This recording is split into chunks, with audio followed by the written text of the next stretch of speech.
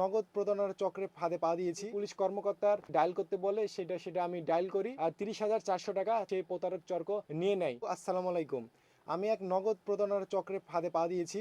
আমি ঘটনাটি আপনাদেরকে বলছি যে কালকে 5টা 11 মিনিটে আমাকে 01330659594 এই নাম্বার থেকে কল আসে। কল এসে বলে আপনার এই গত এই মাসে 18 তারিখে আপনি 0 পয়েন্ট রাজশাহী 0 পয়েন্টে একটা নগদে ক্যাশ আউট করেছিলেন 7,000 টাকা। হ্যাঁ, আমি বললাম হ্যাঁ ভাই করেছিলাম। সে বলল যে তার কিছুক্ষণ পরে আমার দোকানে আরেকটা লোক আসে, মহিলা। সে আমার দোকানে 5,000 টাকা সেন্ড মানি করে এবং আমাকে সে 5,000 টাকা দেয় এবং সে 5,000 টাকাটি জাল ছিল। তার পরবর্তীতে ভুল করে আপনাদের দুইজনের নাম্বার একই নাম্বার থাকার অবস্থায় আমি ভুল করে আপনার নাম্বারে মামলা করি। তারপরে বলে যে আপনাকে কিছুক্ষণ পরে একজন পুলিশ কর্মকর্তা এসআই আপনাকে কল দিবে। তিনি হচ্ছে আপনার মামলা তুলে নিবে এবং আপনার নগদ অ্যাকাউন্টটা সচ্ছল করে দিবে। যখন পুলিশ পরিচয় দেয় তখন আমি বলি আচ্ছা ভাই ঠিক আছে। তার কিছুক্ষণ পরে একটা পুলিশ আমাকে কল দেয়।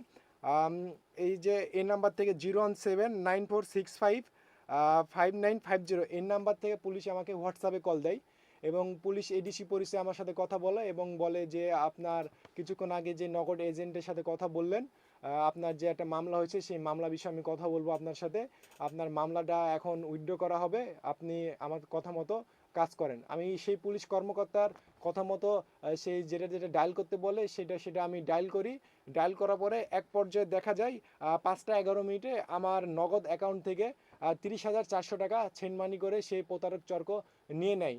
আমি এখন রাজশাহী জেলার পুলিশ কমিশনার এবং রাজশাহী প্রশাসক মহোদয়ের কাছে দৃষ্টি আকর্ষণ করছি তারা যেন এটার সুষ্ঠু বিচার করে এবং তদন্ত করে আমার এই টাকাটা ফেরত দেয়। এই টাকাটা ছিল আমার ভার্সিটির সেমিস্টার ফির টাকাটা, আমার খুব কষ্টের এই টাকা ছিল।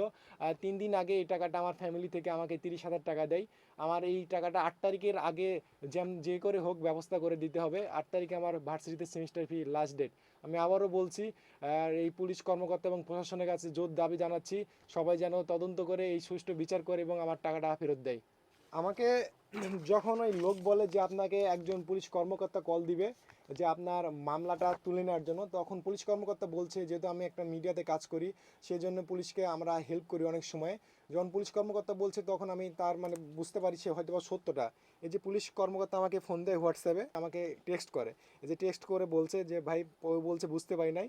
ভাই আমি লেখছি ভাইয়ের সার্ভিসের সাথে পদ্মার নদীতে আছি। এইভাবে কথা বলতে বলতে এক পর্যায়ে তিনি আমাকে যেসব কথা বলে যে আপনার কথা শোনা যাচ্ছে না, আমি চ্যাটিং করছি। তো চ্যাটিং করতে করতে আপনাকে এই যে প্রথমে এই নাম্বার ডায়াল করতে বলে, তার কথা মতো আমি এই নাম্বারে ডায়াল করি।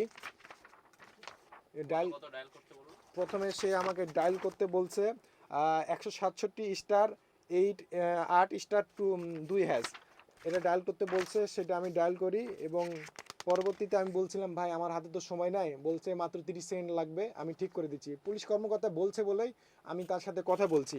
তার এক পর্যায়ে সেই পুলিশ কর্মকর্তা আরেকটা আমাকে ডায়াল করতে বলে যে *167*8*2# এটা আবার ডায়াল করতে বলে, সে কথা মতো আমি ডায়াল করি।